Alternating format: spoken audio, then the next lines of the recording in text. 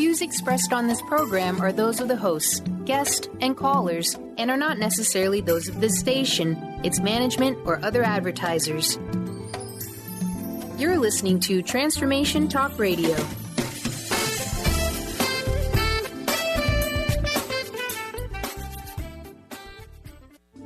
The following audio is via a Skype call.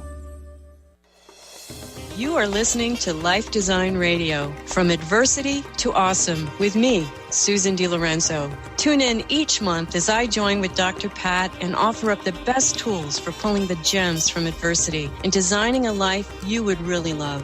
Have you experienced adversity in your life? Are you ready to leverage it and create a life you really love? No matter where you are in your adversity story, the topics on Life Design Radio are here to inspire, reassure, enlighten, and motivate you. Why wait? Let's get started.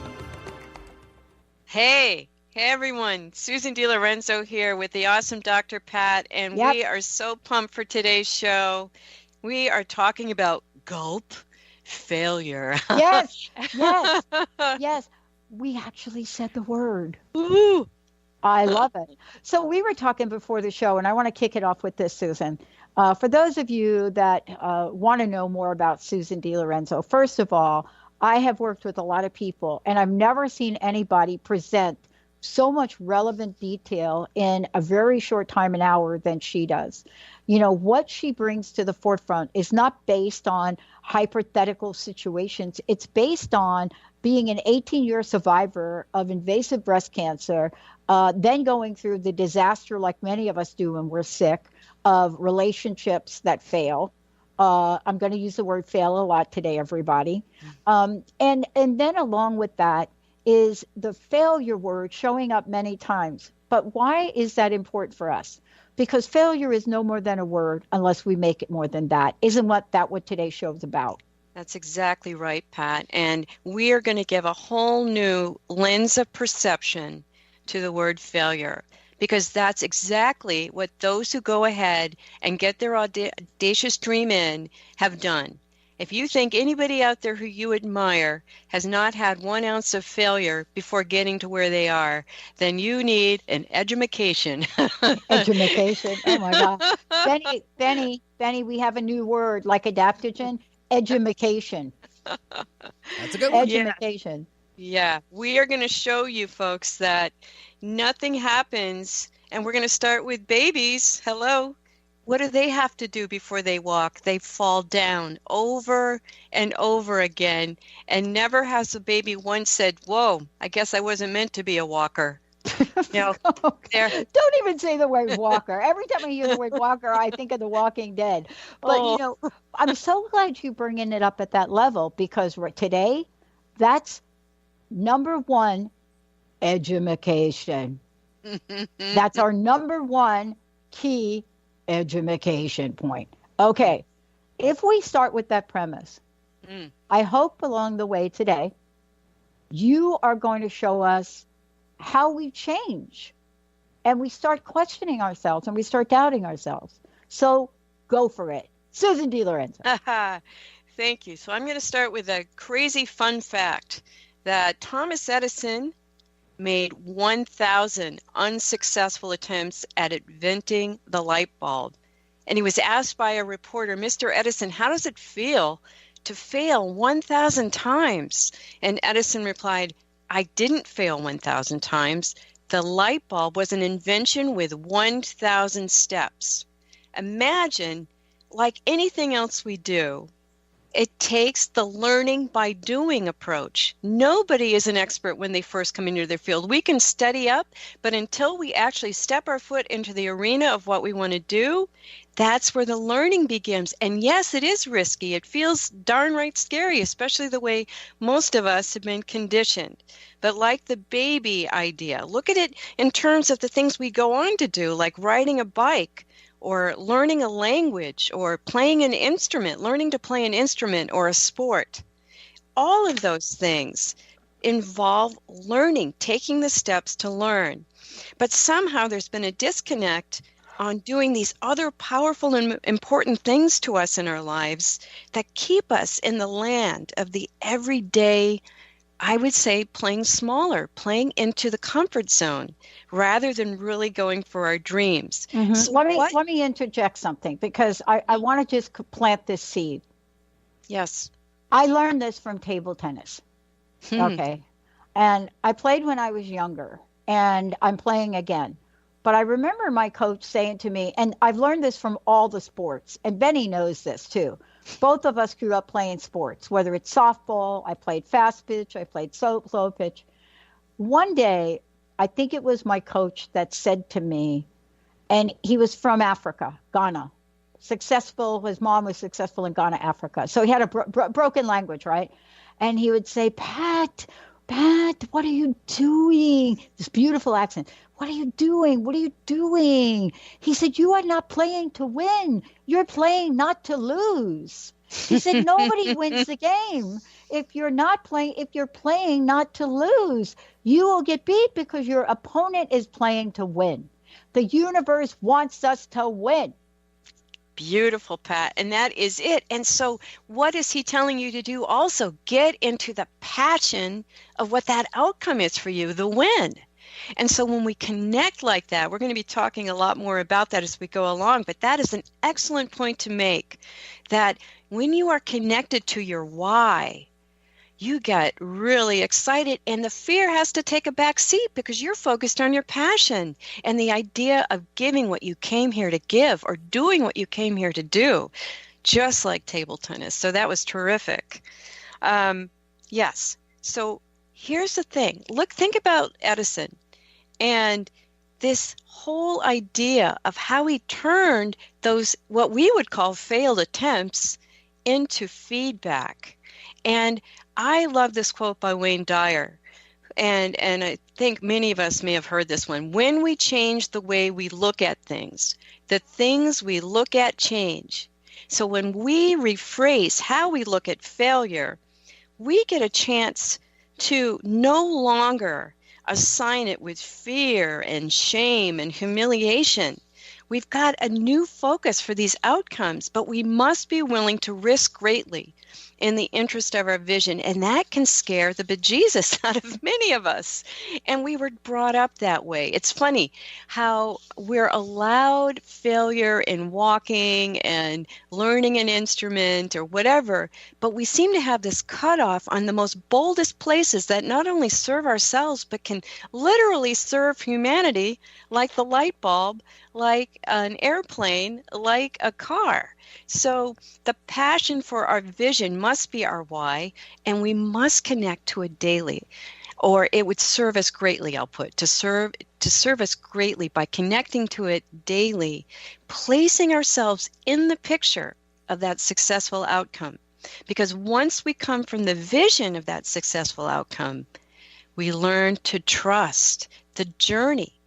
And the part of the journey that I love when we're connected to a vision is what my mentor calls the first currency of the universe, and that is ideas.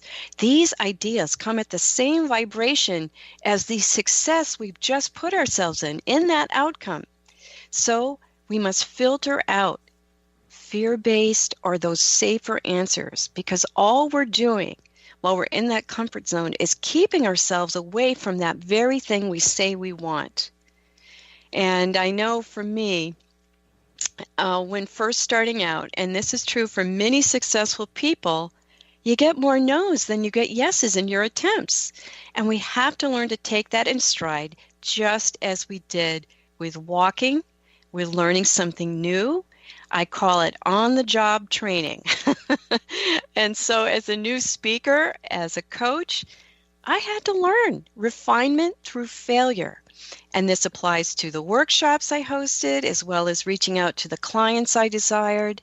I would notice during my talks which had the most impact on my audiences. Where did I serve them the most, and where did I lose them? Where was I taking too much time in something that really wasn't going to impact them as much? So then the next event, I always learned to incorporate the feedback from the things I've since done. And I felt more and more pleased with the work I was doing as I continued. And it just continues to this day, this very way, constantly incorporating what I'm learning, what else inspires me around me, other coaches, other speakers, the materials I'm reading. Imagine, I'm thinking now about the Wright brothers, who invented a successful flying machine, right? They had a burning desire and the ability to believe in themselves when no one else would. Remember, no one in recorded history had ever flown before. And their father was a minister and really felt that man was not meant to fly. And so you're not only bumping up against other people's fears and doubts about how they see the world, but other belief systems sometimes when you do certain work. And yet you still have this inside of you to do. Isn't that amazing?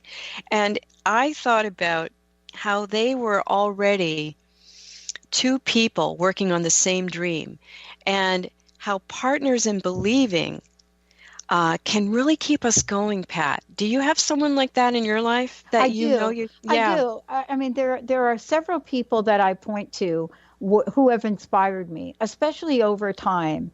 But I have to tell you that when I think about a single person that has had more influence in a positive way in my life, I think about my best friend, Linda, who you know is my producer. Yes, she's wonderful. Yeah, but many don't know how far back we go in time. You know, we met at the phone company, and I think it was 1972, and we became best friends. Her family became my family, and if I had to pick an influence in my life to help me become the person that I am today, it is Linda and her family, her mom and her dad. Now, I have to say, since the radio show, I've been in front of many, many people. But I think you and I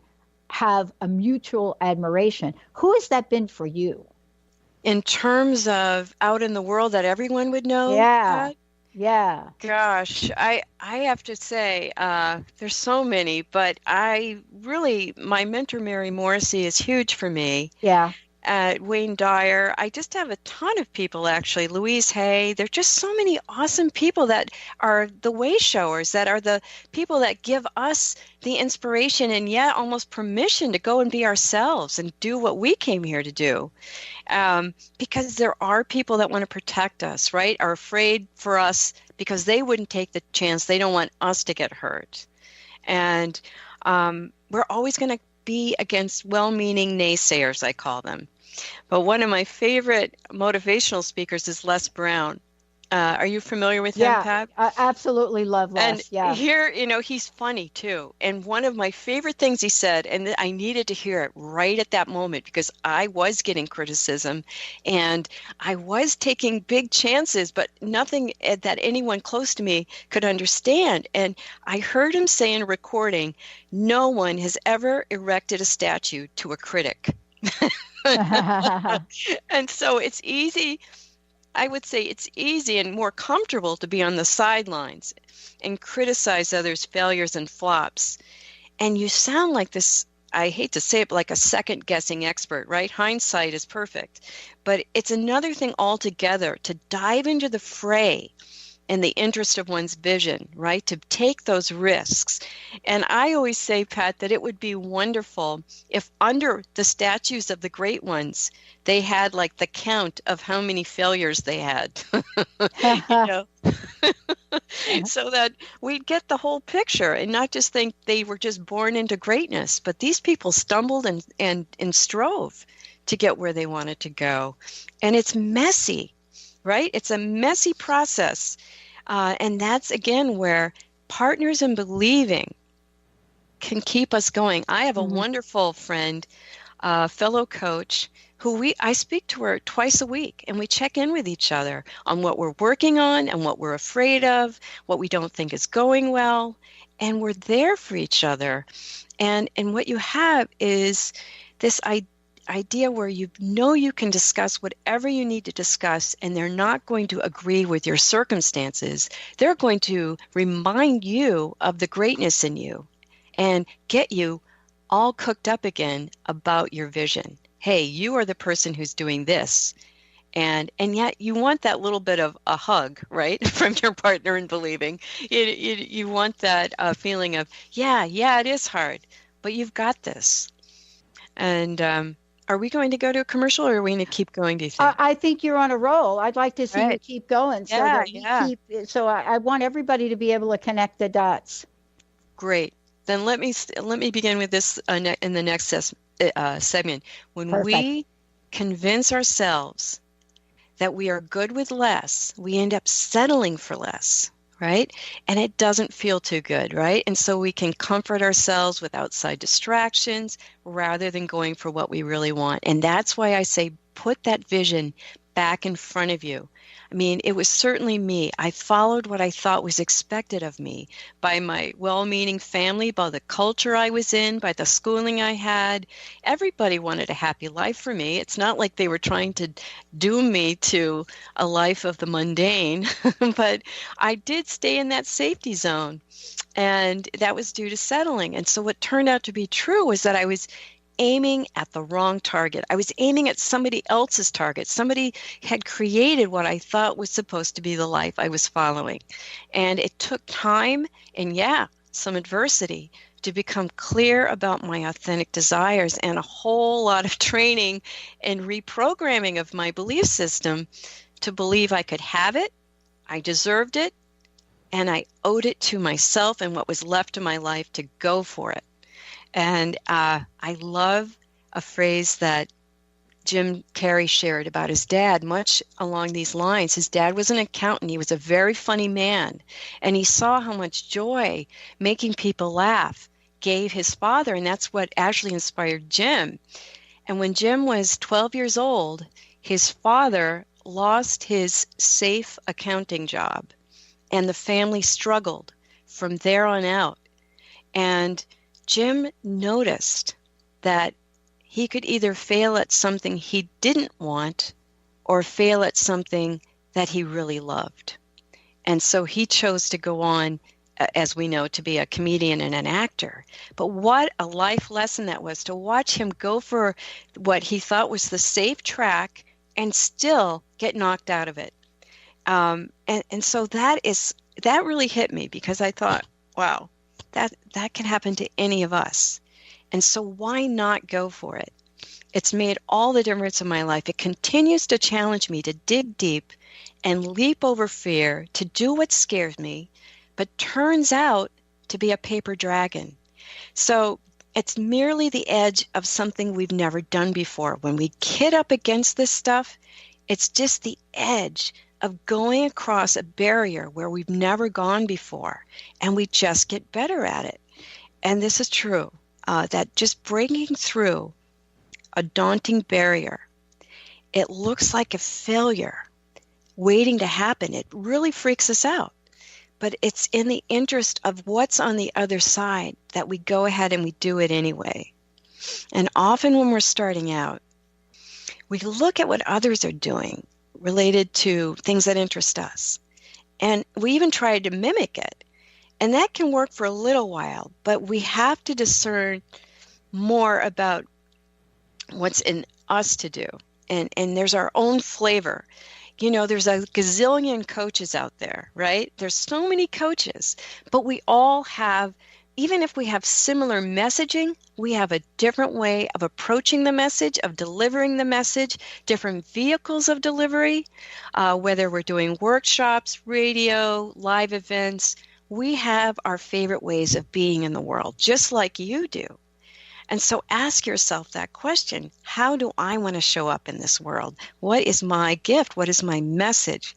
Learning to develop and trust your intuition is one of the best gifts we can give ourselves.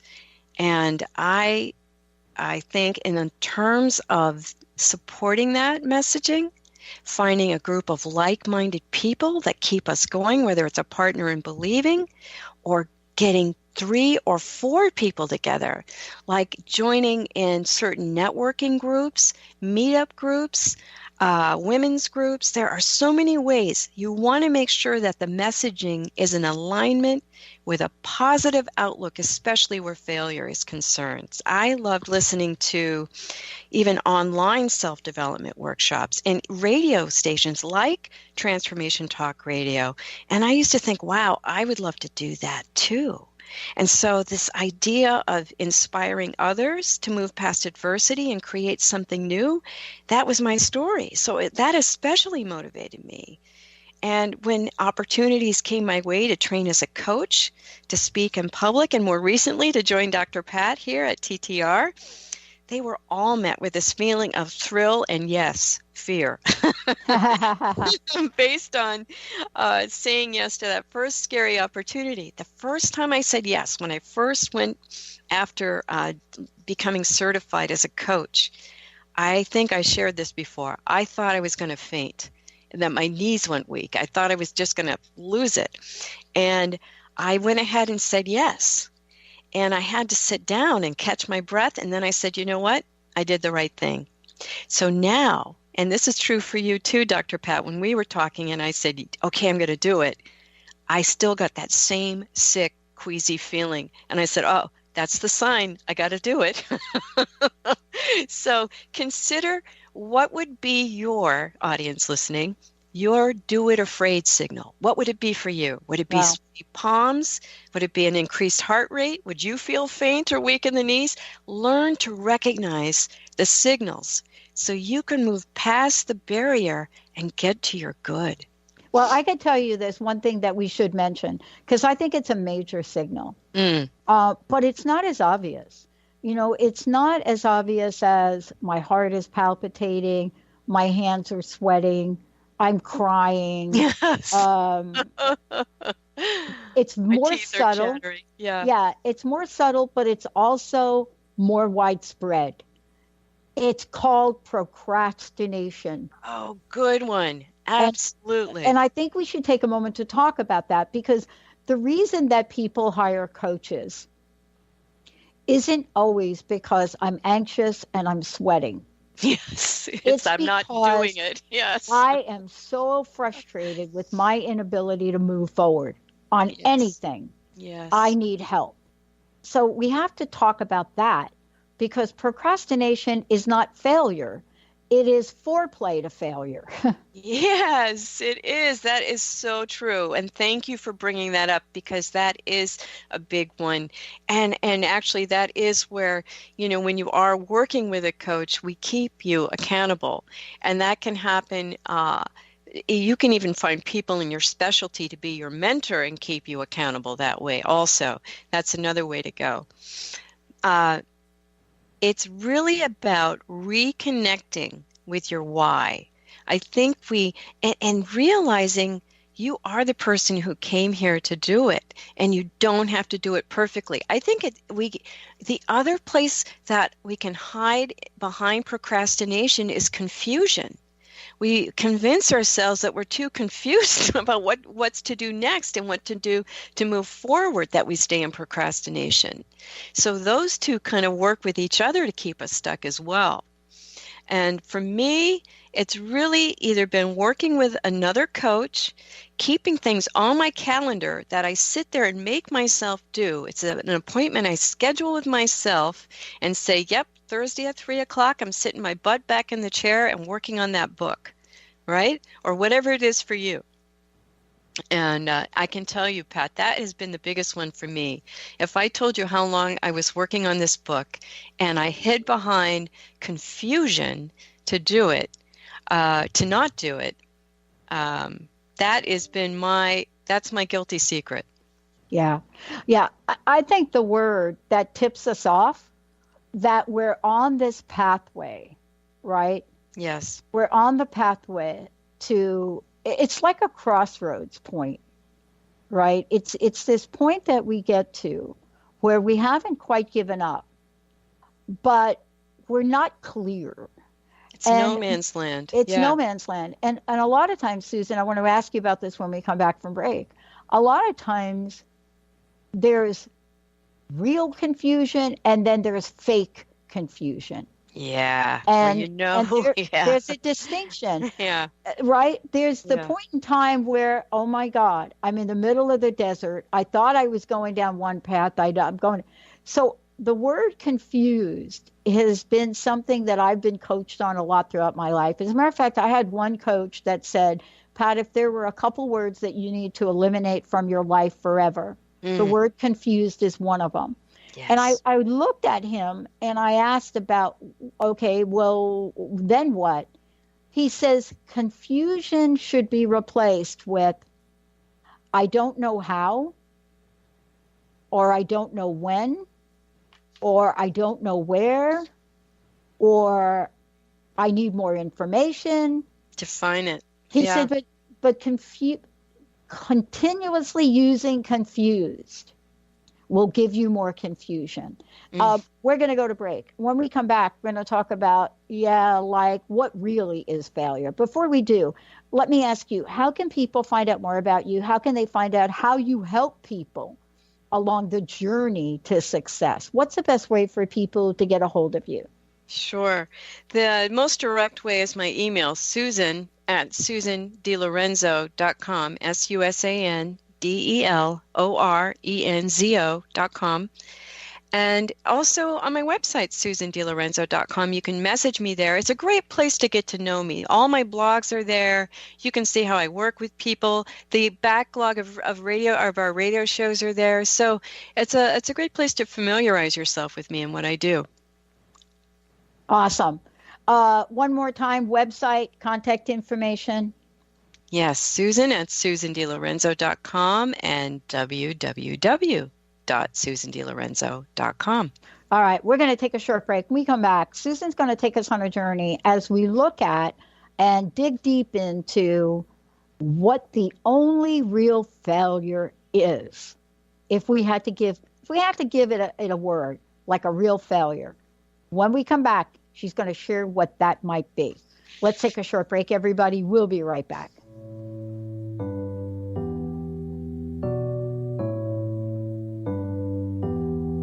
When we said goodbye, the world turned a darker shade. The dust settled down. Are you ready to consistently tap into the transcendent place where your whole being is available to you and access a higher level of ability and performance physically, cognitively, emotionally, and effectively?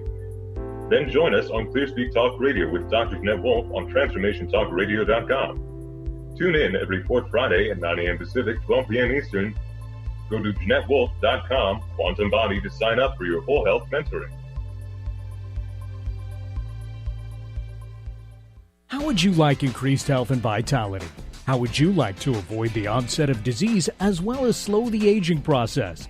This is all possible through a simple, safe, and natural process. Every day we are either moving toward wellness or away from wellness. Hi, I'm Mary Jane Mack. I'd like to be your partner in achieving optimal health. Contact me now at maryjanemack.com or call 425-392-0659. Visit maryjanemack.com. If you have a sense that you were meant for more, join Heather Allison every third Tuesday at noon Pacific as she explores an ancient, forgotten energy within us and helps us access our original archetypal blueprint. The Golden Path will help you remember the key to unlocking your life, love, success, and magic you were meant for. A key to unlocking your golden path. Visit heather-allison.com.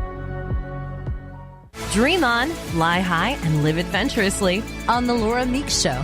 Tune in each month on Transformation Talk Radio. As host, Laura Meeks guides you in finding your unique gifts and bringing them to life. As a certified life coach, speaker, and veteran bomber pilot for the U.S. Air Force, Laura knows how to follow a dream. She is ready to support you so you can dream on, fly high, and live adventurously. For more information on Laura and her work, visit flyhighliving.com. Join the new Earth on the Cornelia Stephanie Show. Tune in each month as Cornelia takes listeners on an odyssey of higher consciousness to inspire, educate, and empower. Cornelia Stephanie is a spiritual teacher, passionate speaker, published author, and founder of the Empower Network. Cornelia guides people on the path of self-healing, peace, and liberation. For more information, go to corneliastephanie.com. Have you been searching for a push to step out and share your gifts with the world? Allow Charlene Hess to empower you to start shedding the layers of your ego that are holding you back and begin feeling connected to your heart so that you can shine your unique divine light and share your gifts with the world. Tune in to the Charlene Hess Show, Living on Your Heart's Edge, every third Friday at noon Pacific on TransformationTalkRadio.com. For more information, visit charlenehess.com.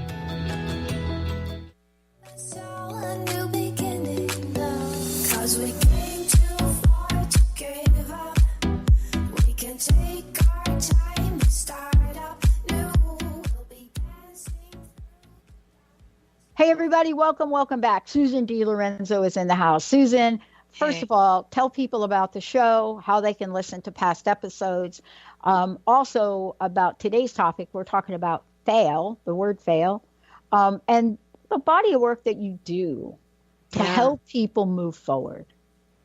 I am very committed to showing people that there's no adversity in our life that we cannot learn from, grow from, and reinvent ourselves from onto a whole new, higher, greater, more life-serving, life-expansive platform.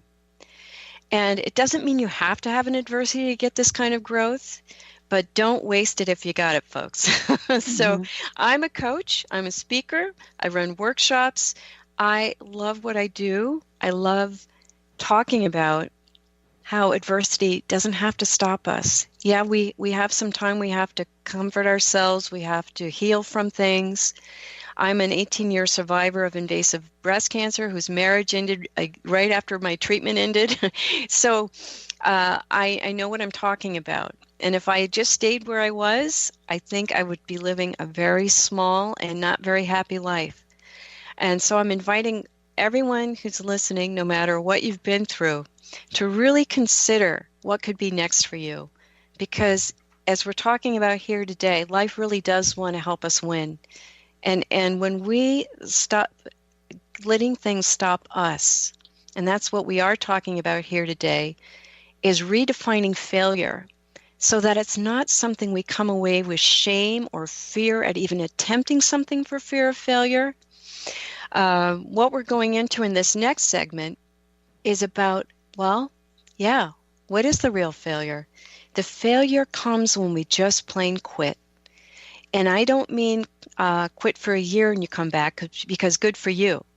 Sometimes the idea of not doing it feels worse than the fear of failing at it. And that's where we get to when we're so in love and we know we've got something. We've got something to do. We have a gift inside of us. We have an idea inside of us, and we got to get it out there. And yeah, maybe there's some fits and starts in the beginning, but then we explore, we learn, we find people to teach us, to coach us. We get some expertise involved so that we can learn and keep going. So I love thinking about how just like a baby kept going until he became a walker. Think about the look in that baby's eye, that drive and determination in their eyes, and that hopeful look on their face when they pull away from holding on to the couch or table to take those first steps. They don't have 1 ounce of fear in their eye. They have everything but that in their eye. And that is what I'm inviting all of us. If only we could condense that into something we could all drink. But that was in us too at one point. And I just love to think about how, in the interest of ideas, think about when the world was really, I'm thinking about the early 20th century, where the world was really ripe for great inventions like the automobile, like electric lights, and what they used to call the flying machine. And in each case, Edison, Henry Ford, the Wright brothers weren't the only ones in their field working on these amazing inventions. We can read about others who attempted to successfully invent these items, but they are now left to the smaller write-ups in the field of this particular discovery. I mean, in my book, they're all winners because they went out there and went for their vision. But think about, without Edison's drive, someone else probably would have stepped in and given us that electric light bulb. And the same goes for the car and the airplane.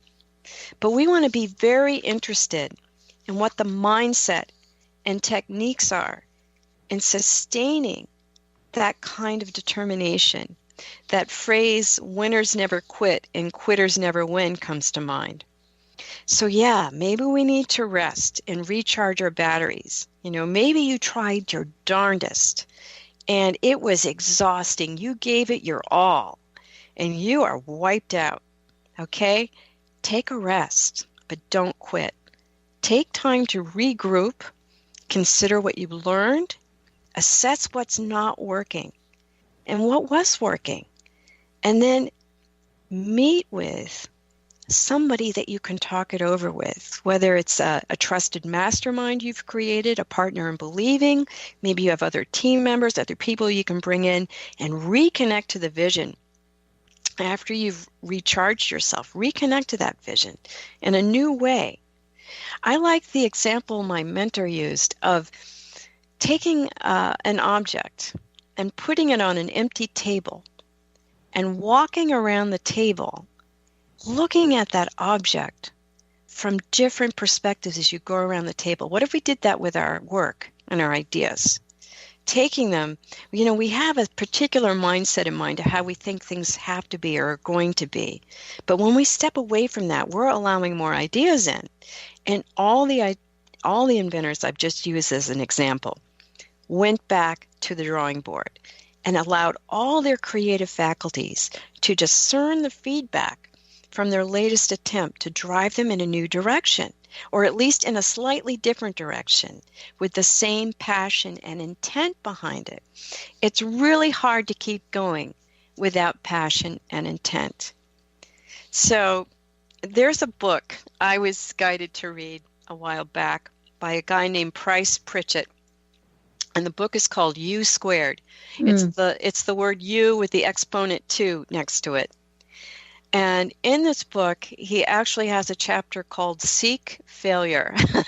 and, you know, most of us read that and go, what? Yikes, no. Seek it. And yet the biggest brags that hugely successful people have, they're far enough away from what we would call their failures that they actually joke about them and go, oh, you think that was bad? You know, 10 years ago, I tried this and it really fell on his face and I lost $10 million. Ha, ha, ha. I'm like, oh my gosh, no. So I bring that up because let's say you hit and actually congratulating yourself for being willing to risk. For me, that was a big point in my life that I thought, wow, I didn't do so hot here today. You know, I've given workshops where maybe I had 5 people at them and I was hoping for at least 25 people. And yet I still showed up. I gave the best presentation. And yeah, what did I have to go and look at? Maybe the marketing, maybe the promotion, but not me, but how I'm being in it. And so let's say I thought, wow, good for me for doing this. And then, yeah, feel the disappointment. It's okay. You can have your moment to cry in your coffee. And then get curious about the feedback. Because just like with adversity, which I've talked about plenty, there are hidden messages about ourselves, our methods, and yeah, the possible missteps that we may have taken. But we can redirect this stuff the next time around. And I often bring these moments to my partner in believing or mastermind group so that we can, because sometimes it's just not something we can solve on our own. And it's great to bounce it off of somebody you trust and respect. You want to be very careful, even if you love them. If they're not on board with your goals, they can just say, well, you see, you weren't supposed to do this. The naysayer, the one you really love that just doesn't trust, so worried you're going to fall on your face. You want to make sure you're running this by somebody who's going to support you, and bring these moments in and get some perspective there from somebody who's not going to agree with your failure. Yeah, I mean, honestly, I think what you're talking about here, as we're looking at bringing people in to get a fresh perspective, I think without a fresh perspective, we are stumbling in the minutia of our own victimhood. Yes. And I think that's part of the issue around entering the gates of failure. Yes. And I don't mean talking about the word. I mean when we energetically, psychologically, spiritually, and physically enter the gates of failure. And what failure likes to do for many people, failure likes to wait with open arms and say, come in, I will love you. I will join you in your defeat. I will praise you for your defeat. I will give you more ammunition for your defeat. I will help you argue for your limitations in your failure. And not only will I do that for this event, but I will help you for your future failures. I will remind you. Yes. I will remind you. I will support you. And by the way, I will give you evidence of how lame life really is. And all you have to do is agree with me. But today's show is not that. Today's show is to say, nope, we're not agreeing with you. We're going to take a short break. When we come back, we're going to talk about what we can do with the fear of failure. When the gates of failure are speaking to us, like the sirens in the ocean, when they're calling us close, when they want us to drown in our own abyss of limitation, what do we do? Oh, I'm not going to talk about that. Susan is. We're going to take a short break. We'll be right back. Thanks.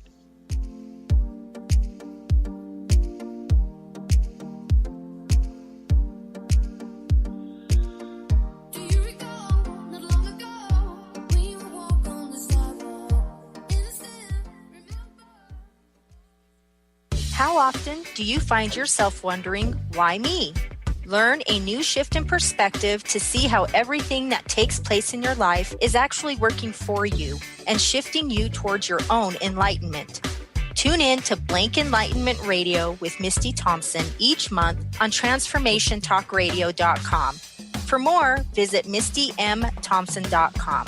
That's MistyMThompson.com.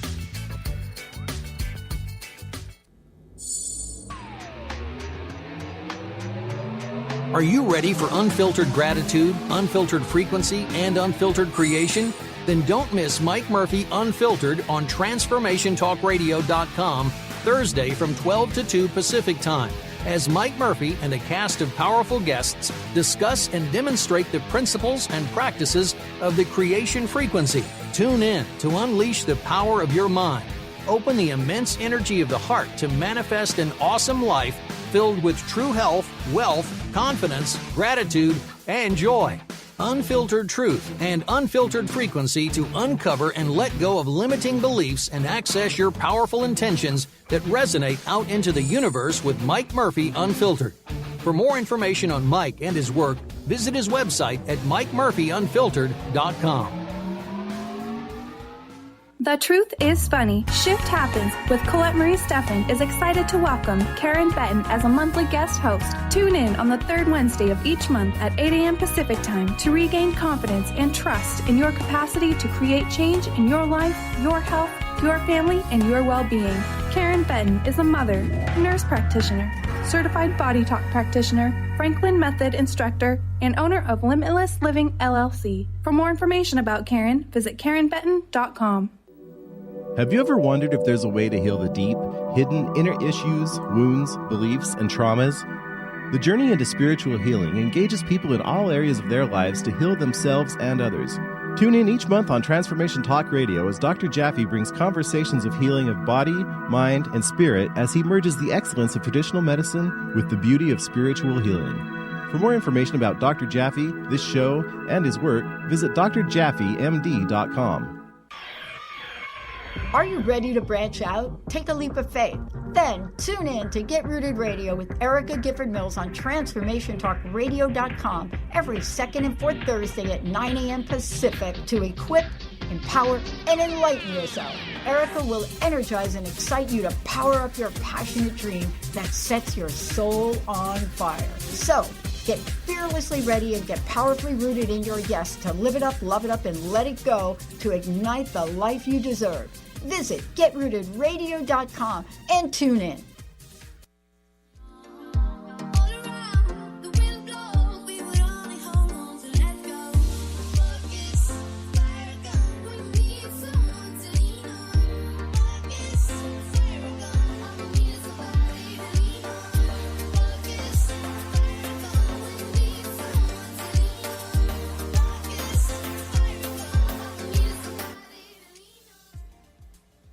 Well, we're back, everybody. We're back. We need to be back. Susan, before we continue, I know that you've got like a very powerful suggestion idea to share. But again, how can people work with you directly? Because I think that's what we're talking about. Nobody wants to stay stuck. Nobody wants to be in a place of failure. Nobody wants to really be confused. I mean, honestly, if I go back to the little baby story, babies are not confused about their ability to want to stand up. They just want to stand up. That's right. That's right. And that's where working with a coach is so great. Having someone who has your back when you're taking these giant leaps into the life you'd really love. Yeah, you're going to have some missteps. And we're going to reframe them with you right away. You're not going to have to sit there and wallow and worry and all of these things. You're going to have a chance to reframe it and rebuild, to keep going. So yeah, if you are interested, I'm at susandelerenzo.com. I would love to hear from you. Please go ahead and visit my website. You'll get to know me better there, www.susandelerenzo.com. And yeah, definitely reach out to me. I love this stuff. Okay. When all is said and done and we shudder the words fail. Yes. What's the takeaway? I love this quote, Pat. The master has failed more times than the beginner has ever tried. So embracing the ways of a great role model reminds us of the true path, that we rarely get to see all the messy, heart-wrenching, in-between steps that lead to great successes. And that can be good or bad, right? It inspires us to see such wonderful things, but it could scare the pants off of us to believe we don't have what these folks have, which is not true. We didn't see all the building they did, all the heartbreak they went through.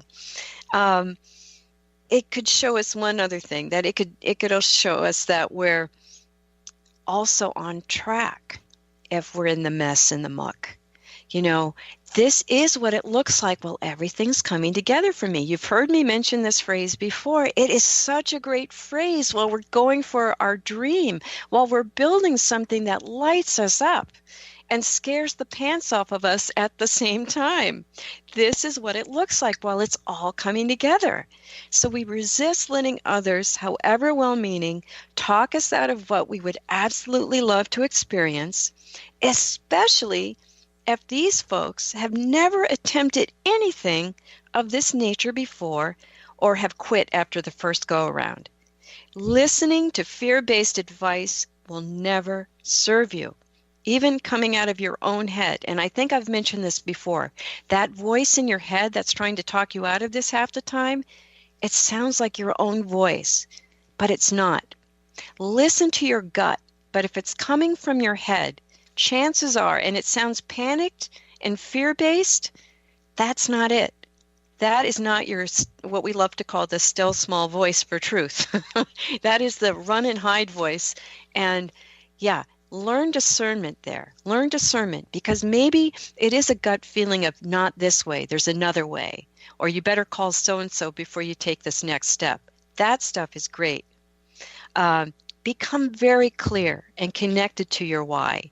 Your feelings are going to wax and wane around your energy and your ideas. So connecting back to seeing and experiencing yourself, putting yourself in the picture as the person accomplishing your desired outcome, can up-level everything you do because you're coming from the right mindset. There is, I don't know if you remember this, Pat, that awesome ad from 1997 and Apple Computer. Here's to the crazy ones. Do you remember that? Yeah. Here's to the crazy ones, the misfits, the rebels, the troublemakers, the round pegs in the square holes, the ones who see things differently. They're not fond of rules, and they have no respect for the status quo. You can quote them, disagree with them, glorify or vilify them. About the only thing you can't do is ignore them, because they change things. They push the human race forward. And while some may see them as the crazy ones, we see genius, because the people who are crazy enough to think they can change the world are the ones that do. And that quote is by Rob Siltanen, and it really celebrates the risk takers and the dreamers, which is exactly the people that cannot run from failure. They must stay and deliver. It's in their heart and their soul to do it. On my desk sits a small gift from my mentor. It's just this 6-inch piece of curved metal that looks like a roadway, and imprinted upon it are the words, "The road to success is always under construction." And when I came to accept my dream as a journey with an ever new horizon, with more dreams to follow as I took the next step, it all made so much more sense than just having this one quest and check that off the list. So when we talk about the journey from adversity to awesome, or from idea to success, it doesn't mean that all the hard times are behind us. It just means we have some new badass capabilities that came from standing and growing during and after the storm or any failure. This serves us extremely well when we determinedly create a vision that lights us up, and in many cases brings light into the lives of others. We can go bravely with the love of our vision, demonstrating to our loved ones and to all that we are willing to take risks in the interest of our growth and our becoming, and to greatly serve a greater life. And that's what I have to say, Pat. Wow. All of this and beyond really talks to the point of, one, let's not be afraid of the word failure. Mm-hmm. Two, how can we learn from failure and then exceed any perception or point of view about our lives and what we were meant to do, because failure is our greatest teacher. Even the idea of thinking about failure provides information for us. It doesn't matter where you are, what journey, what walk of life. And I just want to say this. Someone asked me, what was the greatest skill I ever learned from my greatest adversity? Think about that question. What's the greatest skill? You all listening to me, what is the greatest skill that you've learned from your greatest adversity? If you can begin to explore that question, I'm not saying what's the greatest lesson, none of that. Right. They're always but the skill. What came up for you in that? Resilience came up for me. No. I don't see resilience as a skill. I learned sales when I was homeless. So I'm talking like something specific. Okay. Right? Okay. Yeah. All right. So here's what I learned. I learned sales from a very young age in my life, and I'm not going to get to how I learned. But being homeless and begging for money, what do you learn from not having enough money to feed yourself or to get anywhere or to take a shower? What you learn is humility, to be able to ask for something you don't have. You learn what works in the Port Authority. So I learned at a very initial stage, You cannot just wear a Yankee hat because New York City is full of different team perspectives. Mets fans. Yeah, exactly. Exactly. Yeah. And so that's the question. And you've done the same thing, Susan. See, what you've learned from your adversity has gotten you to be where you are to help others. Yes. And that is why people seek you out. Thanks, Pat. That's great. Yeah. Okay, tell Hooray everybody. for us. Yeah, please give out your website one more time. Let folks know how they can find out more about you.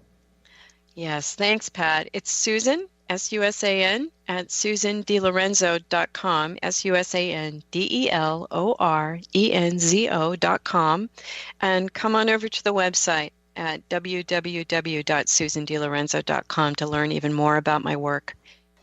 Thank you for listening to Life Design Radio, From Adversity to Awesome, with me, Susan De Lorenzo. Tune in each month on TransformationTalkRadio.com as I join with Dr. Pat and offer up the best tools for pulling the gems from adversity and designing a life you would really love.